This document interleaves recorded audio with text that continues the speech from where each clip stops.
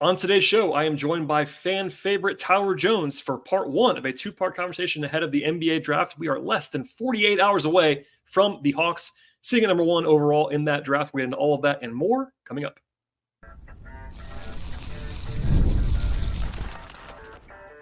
You are Locked On Hawks, your daily Atlanta Hawks podcast. Part of the Locked On Podcast Network. Your team every day. Hello, friends. Welcome to episode 1747 of the Locked On Hawks podcast. I am your host, Brad Rowland, coming to you on a Monday evening into Tuesday. It is NBA draft week, and it is all systems go around the Atlanta Hawks. Today's podcast is sponsored by the folks at FanDuel Sportsbook. This summer, FanDuel is hooking everybody up. Yes, everybody up with a booster bonus daily. That's right. Something for everyone, every day, all summer long. And the place to go is FanDuel.com/lockedon to get started. I also want to encourage you at the top of the podcast, as I always do, to make us your first listen each and every day here at Locked On Hawks. Subscribe to the podcast. Search us out on Apple and Spotify, as well as Overcast. And especially right now, we're putting our video audience over on YouTube. Please like this episode and all the episodes, plus subscribe to the show and tell your friends about the podcast. I alluded to this earlier in the cold open, but I'll be joined by Tyler Jones, fan favorite, one of the co-hosts of ATL on 29, and always someone I enjoy talking to about the Atlanta Hawks. It is draft week. I'm recording this podcast and sharing it with you on Monday evening into Tuesday. I did an Intel-heavy episode on Sunday, actually Sunday morning, to start the week off, kind of in bonus fashion. And this is a two-parter. Again, this is part one of two. And then I will have one more episode at least on Tuesday evening into Wednesday before the draft really arrives in full force. On Wednesday, I'll be in the building at Hawks HQ, covering everything going on there, and then I'll have a show after that as well. So full wall-to-wall coverage as always. Please subscribe to the show. And without any further delay, here we go with part one with myself and Tyler Jones. I am joined now by fan favorite Tyler Jones for, everybody knew this is coming, a little pre-draft, highly anticipated discussion. How are you, sir? How are you, sir? If you're watching on YouTube. QB1, Kirk Cousins. Oh, no. Are the Falcons going to make playoffs this year? How are we feeling? How are we feeling, Brad? I am definitely going to get a call from my Locked On manager about opening this podcast with Falcons talk. He won't be happy about that, but I understand. It is what it is. Sure. Falcons win the division. Falcons win the division. That's all I got for you. It might be an 8-1, but they're going to win the division. I'm just saying. Hey, as long as they make playoffs. As long as they make the playoffs. All right. With that out of the way in the first minute, we're recording this Monday. I said that on my intro as well, just to reaffirm that for people who don't know when we're recording. It's Monday night. Not a ton of news today. I did a show yesterday with some catch-up Intel stuff, but mostly I want to talk to you about all of these things that are going on in Hawksland, right? I purposely waited a while to get your evaluation on this draft class. We kind of talked around it last time we talked on the podcast. You've tweeted about it. People that follow you there will know a little bit more about how you feel. But, as I've said, and I know you agree, it's not a vacuum. Like, they're making this pick in concert with everything else. 48 hours ahead of time, as we record this, how are you feeling as resident ombudsman / Hawks fan on this podcast? I mean, I'm not going to lie to you. Like, I'm kind of wishing the draft would hurry up and get here because it's been it's just like the takes are just getting to me. And I'm like, I just want, decisions to be made so we can actually talk about what the team is actually looking like instead of theoretical. That would be nice. Do X, Y, Z, A, B, C. Like it's kind of like it's really hard to even discuss who they're going to pick. Like in relation, because we don't know what the team. We kind of don't we don't know what the team is going to look like, what direction they're trying to go in, other than we're pretty sure they're trying to win as many games as possible next season. But outside of that, it's kind of hard to pinpoint how they're going to do that, how they're going to build this team, what they're looking for in possible trades. And this is all relates back to who they can get, who they're going to take with the first pick, or if they're going to trade the pick. So it's kind of like you just, I know me, I'm kind of like talking to myself about different scenarios of what's going on. So hopefully we can parse through the good stuff instead of just rambling about nonsense. There'll be some rambling, I'm sure, but no, it's a good way to put it. And I get it. Number one overall pick. It's in the national spotlight. The Hawks are getting talked about more than usual right now, but it's mostly about the pick. It's either about the pick or it's about trading DeJounte, and that's kind of it. That's the whole discussion nationally, and that does matter. I'll be the first to say that decision does matter a great deal. But there's other nuanced things, like what do you do with Hunter? What do you do with Capella? If you draft a center, either Sarr maybe, or especially with Clingan, what do you do with the Kongwu? All these decisions have to be made in concert with one another. Plus, like you said, there's this thought that keeps bubbling and is driving me crazy about the Hawks just suddenly going into this full rebuild, and there's just no evidence at all that they want to do that from ownership on down. Tony went in kicking and screaming to the last rebuild. I don't think he's going to do one anytime soon, unless he's just out of the game and wants to sell the team. Yeah, and we don't have to even do this for very long, but they also, I don't think Quinn Center has any appetite for a rebuild either. No. It would be shades of, I think if they did that now, if somebody talked Tony into it, there's the draft thing with San Antonio. You owe 3 picks in a row. That's hard to rebuild when you do that. You have a coach that might go full Bud. And what I mean by that is when there was that 1 year where Bud was still the coach when they were rebuilding, and Bud was like, basically get me out of here at the end of the year. He was not going to be doing this very long. That might happen with Quinn. Anyway, I think they're going to try to win. Bud flat out quit on the team that 1 year. That was he did not want to be here. It was very clear he didn't want to be here. That season was easily the worst in Hawks history to me. I actually had less fun the year before, but I understand. Oh, the Dwight. Oh, I mean, that's different. I mean, come on. Yeah. That's a different category. That was bad for different reasons. It was unenjoyable to watch. The following season, because how bad that season was, there was literally nothing good about that team except for John Collins. Well, I was going to say, if people, I know that, in fact, I know there are a lot of relatively recent Hawks fans, and by the way, welcome. No shame here whatsoever. If you're a new Hawks fan, jump on board. I really enjoy you being here and being a fan of the team. That 2017-18 season, the number 1 and 2 guys on the team in usage were Dennis Schroeder and Taurean Prince. That's all you need to know about that team in a nutshell. It was the start of the rebuild. It was before Trey. There was 1 year of rebuild that was pre-Trey, and that was it. And they were didn't Dennis get suspended like the first? Dennis had the arrest. I was driving a car, and it was a Sunday morning. And anyway, there was a lot going on there. Taurean was the guy everyone decided was awesome because he was the only guy on the team. I'll save the long story for long. But anyway, different time now. Look, I'm not saying it's a 0% chance that they do some major overhaul stuff, but I don't think they're going to be going into this season trying to get Cooper Flagg, because it would be very hard to do that. You would need several different dominoes headlined by a trade with San Antonio for your own pick back to even think about that. So that out of the way, let's just do the draft stuff first. We can kind of weave in and out of this too. Draft, yeah. I want to start by saying this, and I've said it on other shows just to frame the conversation. Everyone still, as of this Monday night when we're recording, everyone that I talk to around the league still believes that it's realistically three players that the Hawks could draft at number 1 if they stay there. It's Risacher, it's Clingan, and it's Sarr. And I will say there is some real skepticism that the Hawks are going to take Sarr. I know there's some reporting out there that happened in the last couple of days that the Hawks might just say, screw it, we're taking him anyway. I wouldn't mind that personally in my own evaluation. But people around the league don't really buy that. They're seeing it as maybe kind of a smokescreen attempt by Atlanta to say, please come trade for this pick, Washington or whoever else. Whatever. That's kind of the landscape right now. Risacher, as I'm recording this, our friends at FanDuel have him as a pretty big betting favorite to be the number 1 overall pick. Now, crucially, that doesn't mean he has to go to the Hawks. That means he has to be the number 1 pick. That's a different thing. Like the Hawks traded the pick, or if the Hawks make the pick, that is all combined into one. So we could talk about other guys if you want to, whether it's Reed Sheppard or Steph Castle or whoever you want to say, but it does seem like, barring a trade down, and they could trade down still, that is definitely a possibility, it's going to be one of those 3 guys. But Landry said he's not trading down, Brad. He didn't say that, though. That's the thing. And I know you're teeing me up to make me mad, and I get that, but that was poorly aggregated, and hopefully listeners to this show, that I played the clip on purpose. I didn't relay that. My own words, I played the clips, people would hear it, because I immediately saw a bad aggregation. There was this thought out there that Landry said we're not trading the pick. No.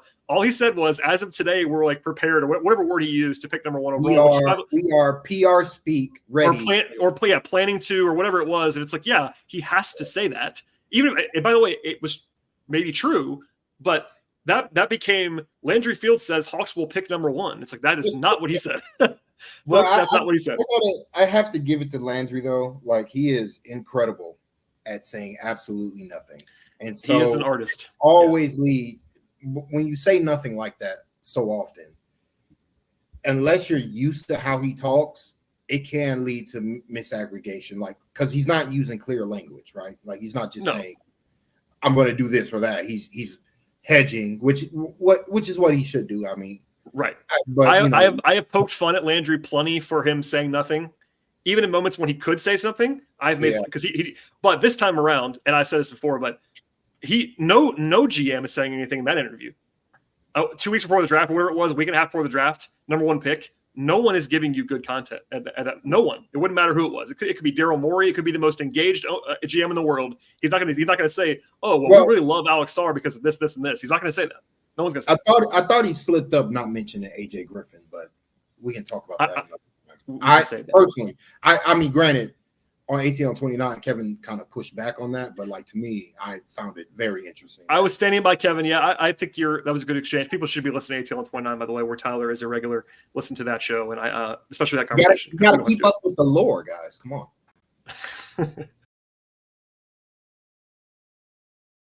Today's show is brought to you by eBay Motors, and passion, drive, and patience are the formula for winning championships, and it's also what keeps your ride or die alive.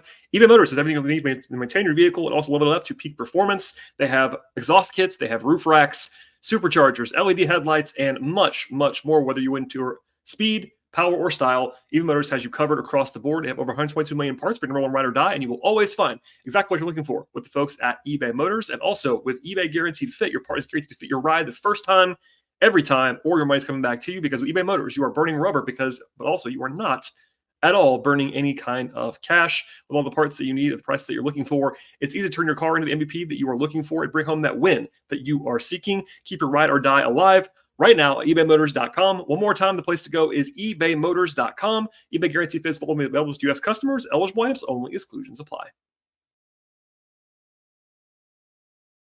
All right, let's dive into the players. Look, you can push back if you want to.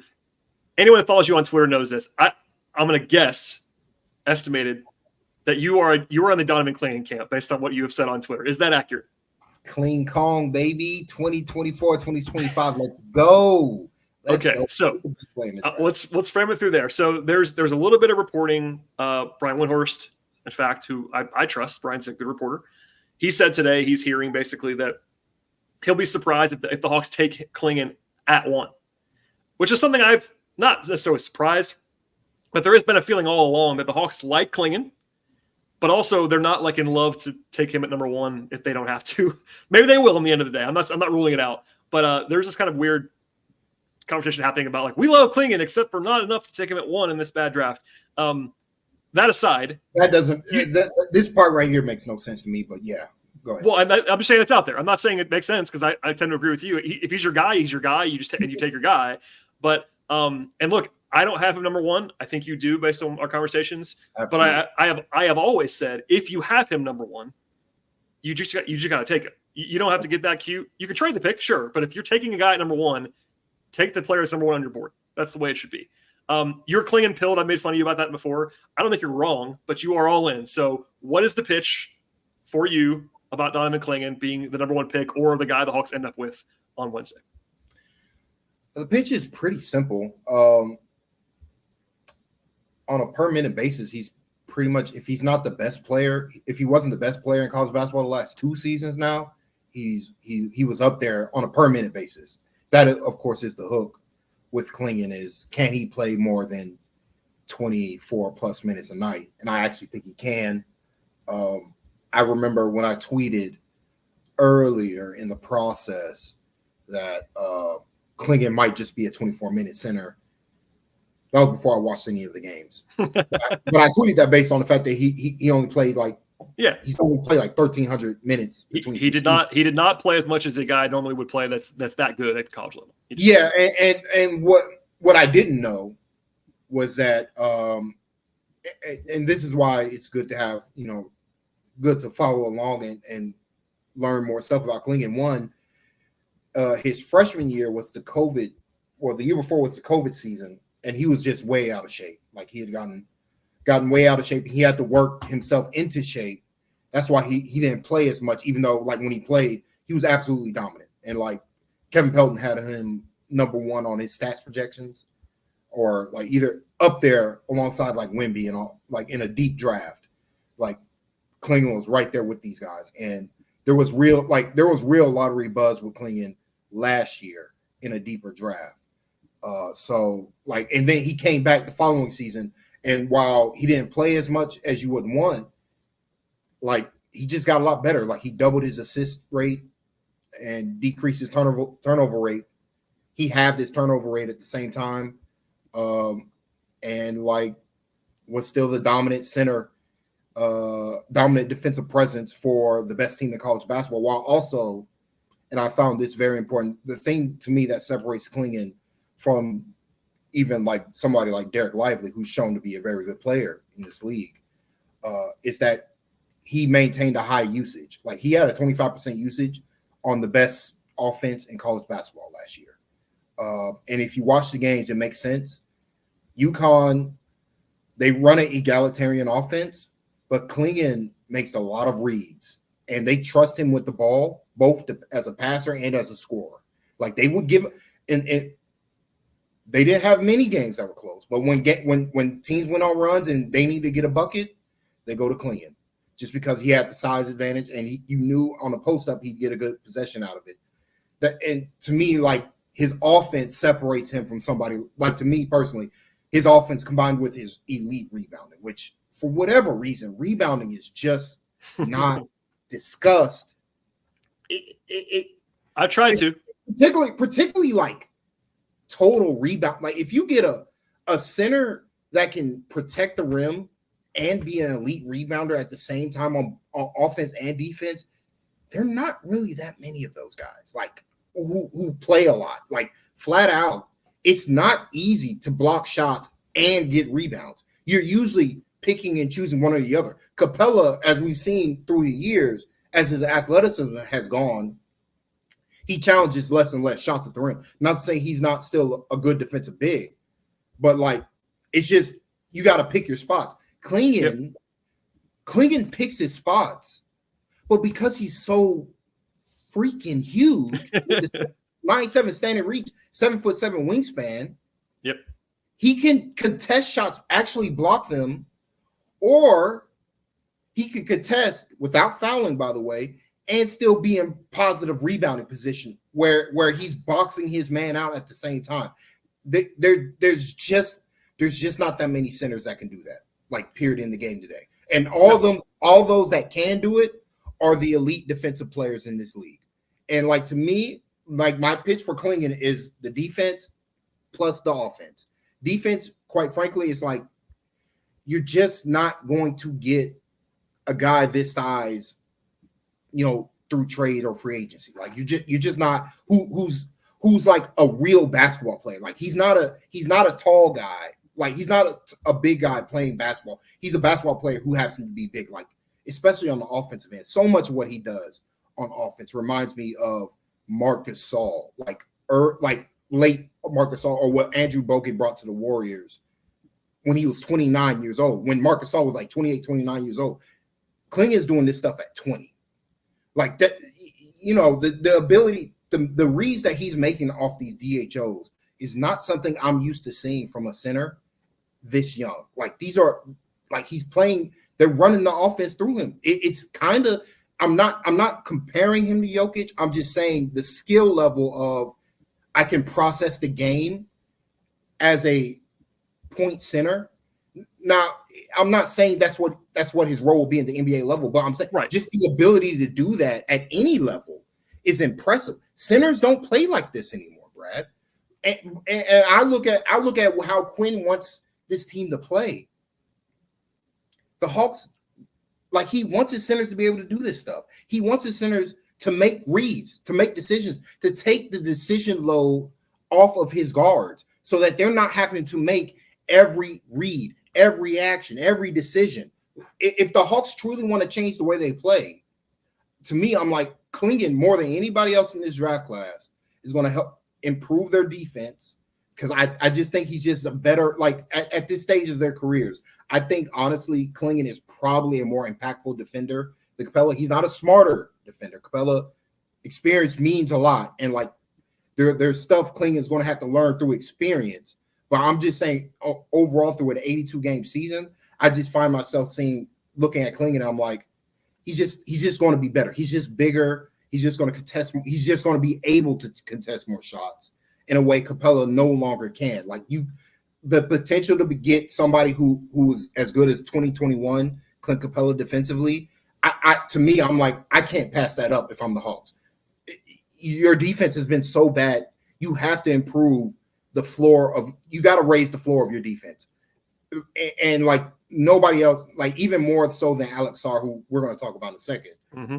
I just think Clingan just brings a complete package. I'm not worried about but is he scheme versatile? I'm like, he's a smart basketball player. I trust his basketball IQ to put him in the best position possible to be a great defender in the NBA, and pretty soon as well. Today's show is brought to you by FanDuel Sportsbook, and summertime means baseball, basketball, and much more. You can bet it all at FanDuel Sportsbook. FanDuel is America's number one sportsbook, and this summer, FanDuel is hooking up all customers with a boost or a bonus daily. Yes, daily. That's right. There's something for everyone every day, all summer long. Bet on all of your favorite players and teams with quick bets and live same-game parlays, exclusive props, and much more. FanDuel Sportsbook app is really easy to use, and they have everything that you're looking for in the sports betting space. Over-unders, point spreads, money lines, player props, future bets, and much more. The app is safe, it's secure, and they cover the entire range of sports as well. That includes the NBA, of course, WNBA, NFL, college football, MLB, golf, tennis, soccer, auto racing, boxing, MMA, and so much more. And now is an awesome time to sign up with the folks at FanDuel Sportsbook, and the place to go is FanDuel.com/lockedon. One more time, just visit FanDuel.com/lockedon and start making the most out of your summer with FanDuel, official sports betting partner of Major League Baseball. Obviously, you like Clingan a lot, and I think none of what you said is wrong. That's key. I feel like, and I've alluded to this, but I think Clingan's defense is probably the most projectable, safest thing in the whole draft in any prospect. Is Clingan's, in particular, rim protection, but also rebounding. Like him as a drop defender, protecting the rim, rebounding is like the safest thing in this whole class, I think. And now, more just an aside, like his ability to box out bigger players will free up the lane for somebody like Jalen Johnson to grab and go. Like the Hawks Jalen didn't do that. Jalen's transition game wasn't there as much as you guys thought it was. Even he had the highlights, but it wasn't a consistent part. No, it wasn't consistent. That's right. Because he's grabbing contested rebounds all the time. Because he has to. Because it's him and it's like Capella, and if Capella and Jalen are in the game at the same time, Jalen is a rebounder. Like period. So like to me, I'm like, you get Clingan in. There are easier opportunities for Jalen to grab and go. Like that could really boost Jalen's stock as a player. But continue, Brad. I mean, no, you're right. No, it's a good point to make. And the scheme versatility thing is funny because I know you and I have both been on the I would keep Trey train. If they keep Trey, you're only so scheme versatile defensively anyway. All due respect, I think Trey's come a long way defensively, but he's not going to be switching. Like it's not going to be a thing that they're doing. I think the only small guard in recent history who's been a part of a switchy scheme is Kyle Lowry. He's like 250 plus. And he's he's a fire hydrant, so that's not quite the same thing. And yes, the Warriors used to switch more. But Steph Curry is big. I was about to say Steph's a lot bigger than Trey, and also he was the weak guy for sure. But we'll save this for later. But I think that's your point's a good one on the scheme versatility. If you're building around Trey, defensive versatility doesn't exist. Okongwu is a switch big. How often have we seen Okongwu switch out on the guards, guys? Like, come on. And there are ways, and just to put my Glenn Willis hat on for a second, there are ways to switch 2 through 5. There are still ways, and you can still do that. And by the way, I think there's this caricature of Clingan as this guy who's Zach Edey standing under the rim. Respect to Zach Edey, Clingan is a lot more mobile than Zach Edey. Like Clingan's not a total non-mover. Yes, he's not Alex Sarr on the perimeter, nor is he ever going to be. But he can show on a screen. He can run. He can move. Like he's not a total stiff. Look, man, you can watch the Alabama game on YouTube. Him playing against a 5-out team. Yeah.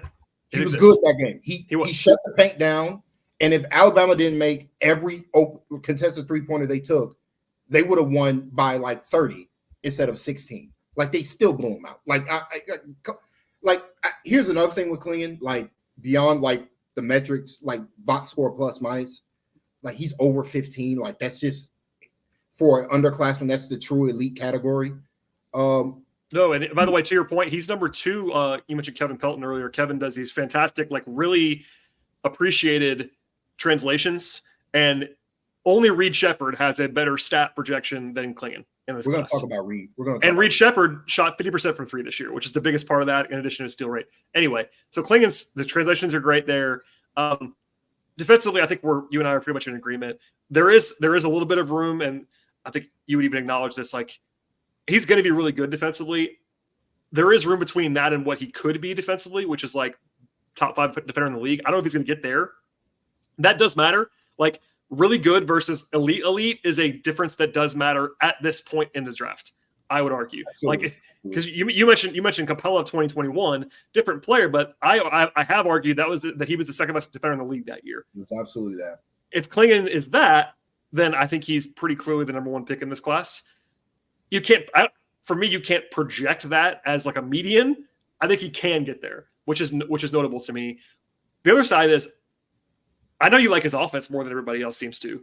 And I like his offense too. I think more than a lot of people do. I think the passing, the functionality, the way he seals people, like the size, like he's not going to, you mentioned like Jokic and all that stuff. He's not going to be like the post hub for you in the NBA, I don't think, but he gets such great position, and that leads him to be able to finish easily. Like those duck ins, like easy.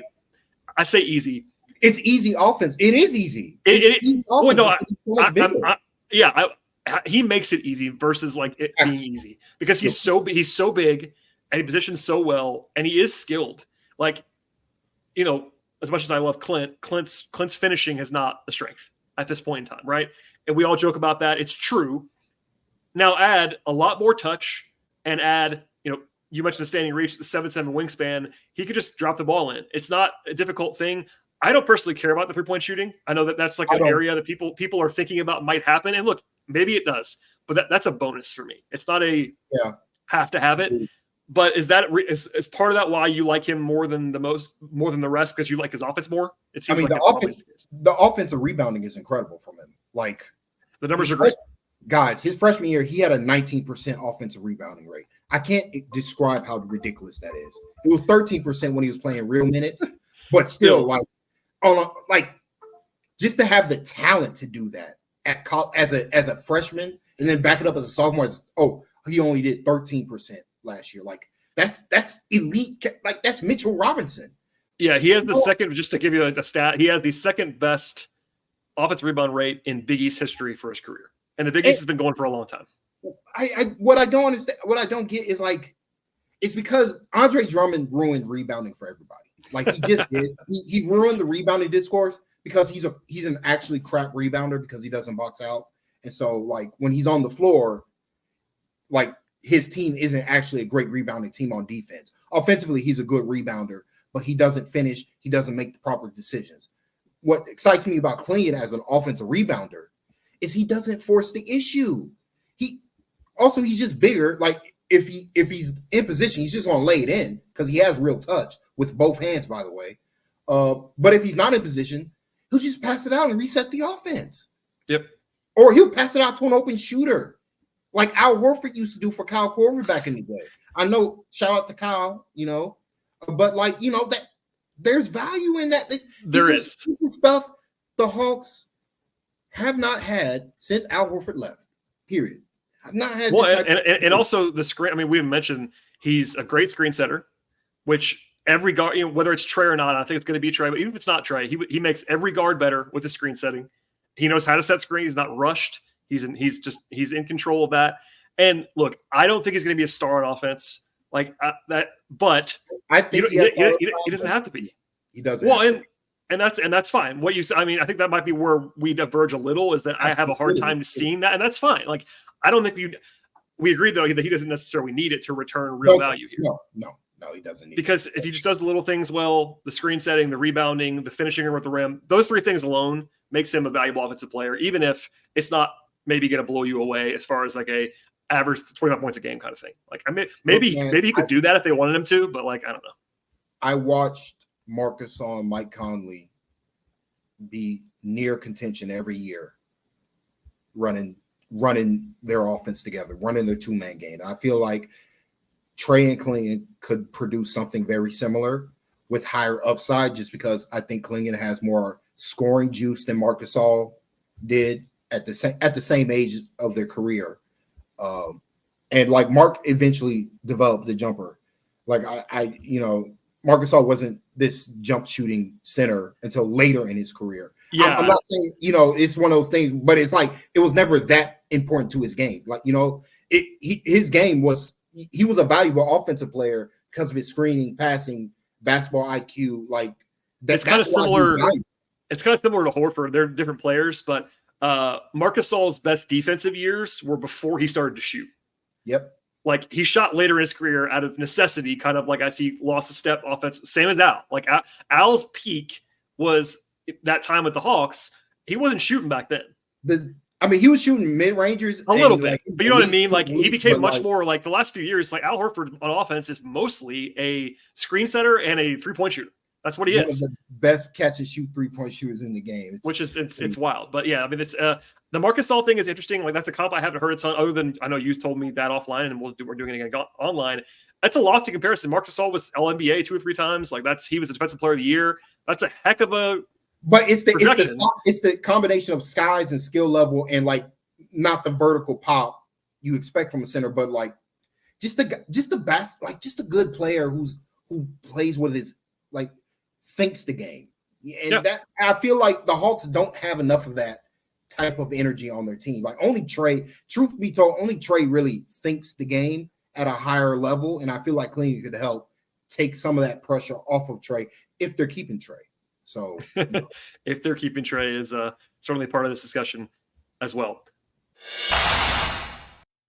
All right, that is all of part 1 with myself and Tower Jones. Part 2 should be available in this same podcast feed right now. Yes, right now. So go ahead and flip on over to that on YouTube, on Apple, on Spotify, on Overcast. We should definitely be there. Please leave 5-star ratings and reviews. Tell your friends about the podcast. Please subscribe to the show. That's the biggest thing you can do to support the podcast. But also, you can share it on social media. You can also follow us there on Twitter/X at Locked On Hawks for the show, at BT Rowland for myself. I write about the Hawks on a regular basis at patreon.com/BT Rowland. And I really appreciate you listening. One more reminder, part 2 should be available in the same podcast feed right now. And we'll see you all next time.